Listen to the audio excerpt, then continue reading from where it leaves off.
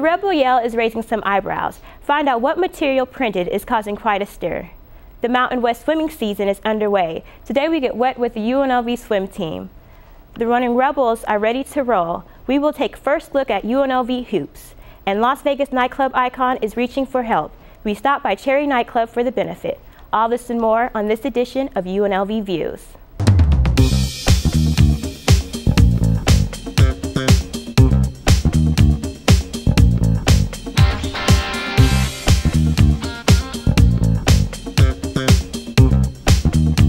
Welcome, Rebels, and thank you for joining us. I'm LaTanya Bird, and this is UNLV Views for Monday, October 26th. The Rebel Yell recently fell into some controversy. A depiction of a woman in the Rebel Yell is causing many to ask why the paper will condone such material in a school publication. Danielle Gilchrist has the story. An advertisement in the Rebel Yell has caused some controversy around campus recently. The ad for a local restaurant, Grindburger, shows a nude woman segmented up into different cuts of meat. Above the ad it says, "After a hard day, unwind with something tender." Some backlash has occurred, including letters to the editor and some students choosing to boycott the Yell for including the ad. I spoke with students around campus to get their opinions on the controversial ad. Yeah, I think Juicy Lucy is definitely a little derogatory towards women, because I know personally I wouldn't refer to a woman as like grade A top choice meat, which is basically what that ad is saying, I'm pretty sure. It's just a cartoon.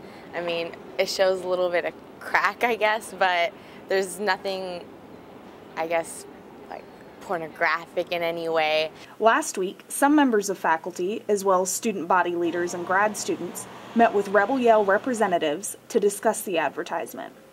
Those involved in the meeting came to an agreement that an 8-page insert discussing the ad would be included in a future edition of the Yell. The insert may also be followed up with an open forum debate. However, no final decisions have been made. This isn't the first time the Rebel Yell has come under some heat for their ads, but what should be done to quell the issue? Some are still unsure of the answer. You know, it's a university and it's like free thinking and all that kind of stuff, but still, if it's harming people, then I think there should be some sort of censorship. I think there should be a little filter. I mean, it shouldn't be raunchy, but like I said, we're all adults. This is an elementary school. I don't think it needs to be super strict in any way. For UNLV TV, I'm Danielle Gilchrist. Thank you, Danielle. Now it's time to get wet. The UNLV swim team is ready to create some waves for the new season. Mountain West stopwatches have also been in the Rebels' favor in the past. Let's see if that stands true for this season as well. Ashley Cregan takes us to the pool. UNLV's swim and diving teams have kicked off their water season and are ready to swim fast and dive hard. After a successful summer abroad, the Rebels are back to dominate, and the men and women's teams look forward to what this year has in store. Swim team senior captain Daniel Egley says that swimming is far more than just a sport.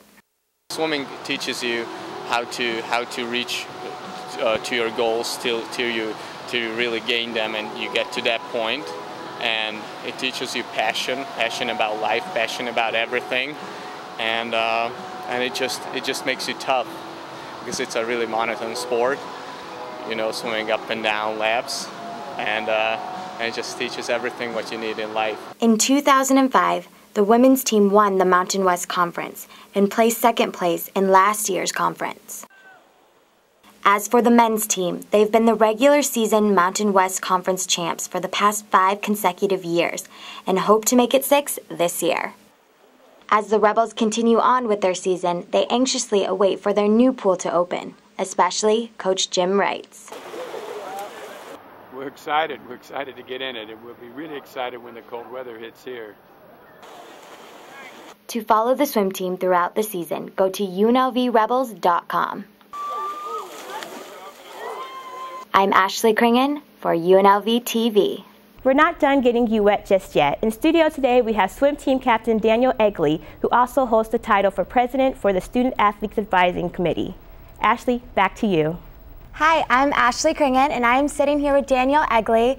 He is the captain of the swim team as well as the president of SAC. So, first of all, tell me how the season's going. It's going pretty good so far. We started training in the end of August. I believe our team looks strong this year. and our first events are coming up soon. All right, so let's talk about this relationship with BYU and the Mountain West Conference. How does that work?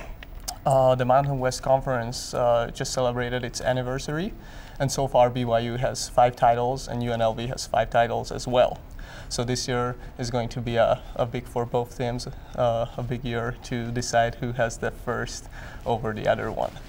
Okay, so how do you feel the swim team is going to do this year? I feel pretty confident, and I think we'll do good this year. I hope we can get that 6-1. So on to SAC. What does SAC stand for, and what is SAC's main motivation?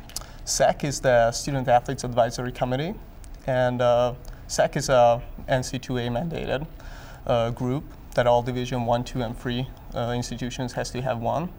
And it's like it's an assembly of student athletes from each team, one person who are representing their team and ruling on different NC2A regulations that affect student athletes. And it also gives an insight to the student athlete experience.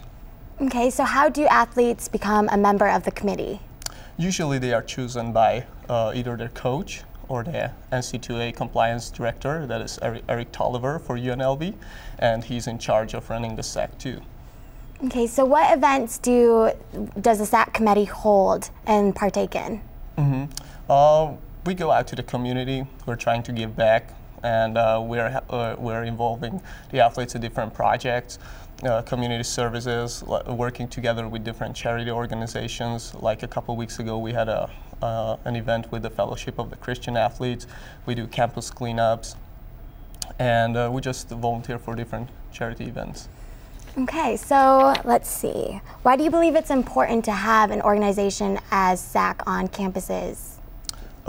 Because it fosters a promotion. It's promoting a good student athlete image to see that and connect with the general student body.